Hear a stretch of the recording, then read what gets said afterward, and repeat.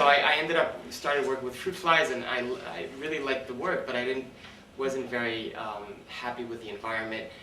It was a little isolating for me, and I was used to being more like outside, and it was just a little bit difficult for me. And also, the pressures of graduate school and the pressures of actually generating results and having to meet with a committee meeting every year and presenting your results, and sometimes you can do experiments for weeks and at the end you don't get any results. So for me, I felt that research was more of a hobby. Like, I enjoyed it, but I didn't want to make it my career. So in addition to that, when I would talk about my work to my friends who are all non-scientists, I have very few friends who are scientists, they didn't really understand why I worked on fruit flies. So I would always continuously have to explain like why we work on fruit flies, and the genetic advantage of working on fruit flies, and the fact that all types of diseases can be worked on fruit flies, and drug addiction, and all types of behaviors, smell and sexual behaviors.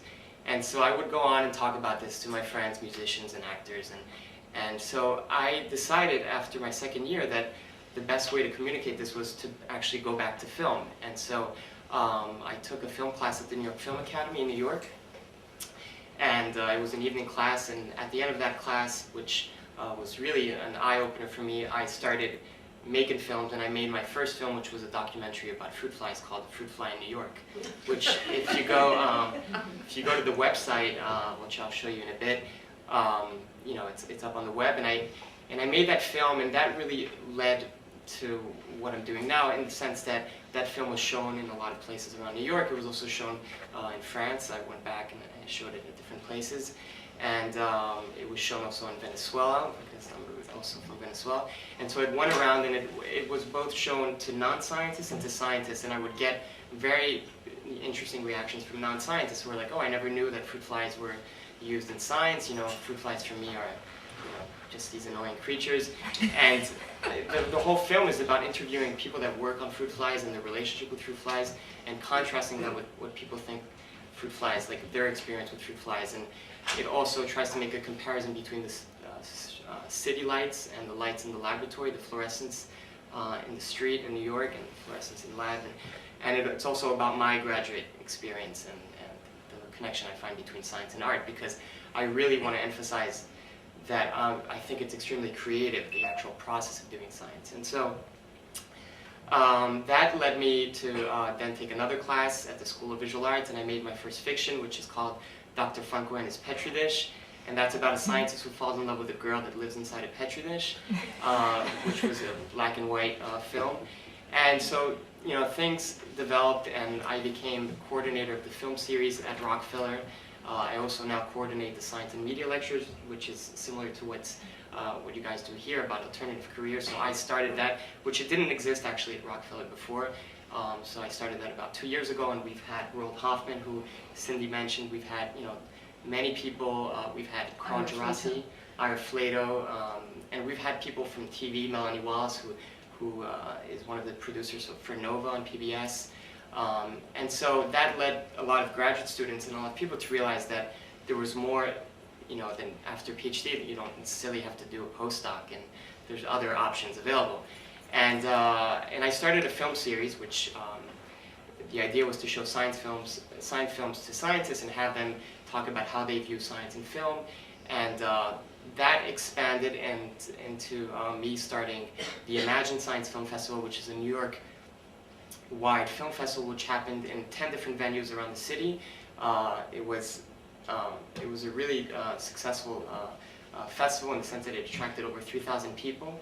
And it happened both in film schools and film theaters, and it also happened in science institutions. And the whole goal of the Imagine Science Film Festival is to bring science, to create a dialogue between scientists and filmmakers and artists, and create like an environment where everybody would meet and discuss and show science films. And the goal of the film festival is to show, to communicate science in narrative filmmaking, so in stories. And because I strongly believe, and also the Sloan Foundation, which Anne-Marie mentioned, is that the best way to communicate science is through stories.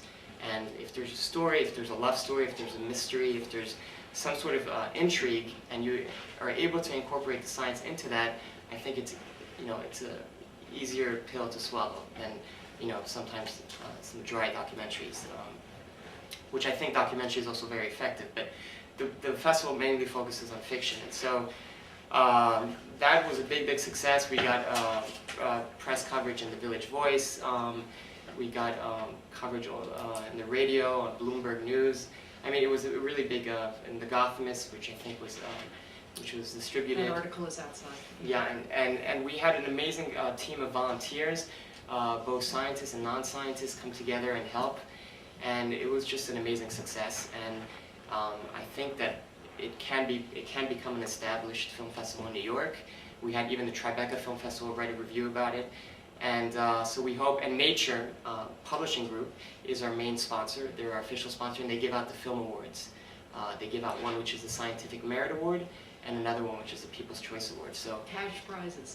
Which is $2,500 each. And so we're right now planning the second edition, and we're open for submission. The festival is in October. And meanwhile, I continue to want to make films, and that's really my goal in life. That's what I want to do is make films and even act.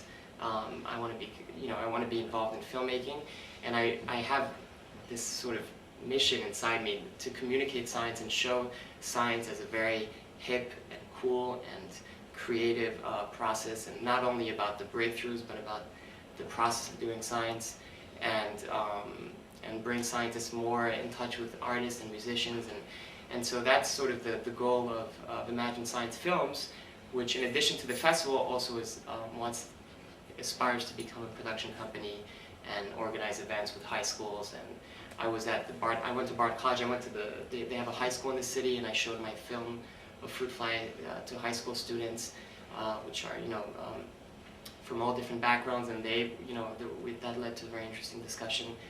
And so I think I don't want to take over all the time, but my goal is now to finish my PhD. I have a committee meeting in a month, which is hopefully my last meeting. And just to let you know, all my committee and my advisor, they all know about my film, and they've all been very supportive, so I'm very lucky. And I told them that I was going to go to film school. I got a recommendation letter from my science advisor for NYU Film School. And I plan, hopefully, to go to NYU Film School in September and graduate in July. So. Alexis, before we leave you, I know you are the exception among scientists in that you are on Facebook and that you do use social networking sites, especially to get the word out. The cabaret, Alexis alerted his following friends so about we have the cabaret. The Facebook and Talking Science has been amazing. I mean, just to let you know, Talking Science has been with the film festival from the beginning, because at the beginning we didn't have any venues. We only had this concept, and we were pitching it to a lot of places, and everybody would sort of laugh at us. And Talking Science was one of the first people to believe in us, and I met Anne-Marie. I think I met you at actually a discussion. I was with a friend of mine here, and so we discussed, and then but we use a lot of web-related outlets to communicate about the Imagine Science Film Festival, and we put a lot of the films up on the web, and we plan to have like an archive of all the films of the film festival that went up on the web. And we do use Facebook, we use Twitter, and there is a pretty big science online community that we try to target like that. And so we definitely want to expand in terms of the web aspect. And a lot of our sponsors, like the Museum of the Moving Image, they also have a lot of web-related science films, and we work with the Sloan Foundation that also is dedicated and wants to explore. I happen to be on the Sloan Foundation's Film Advisory Committee, and one of the things is that they want to expand their web-related initiatives. So, thank you, Alexis.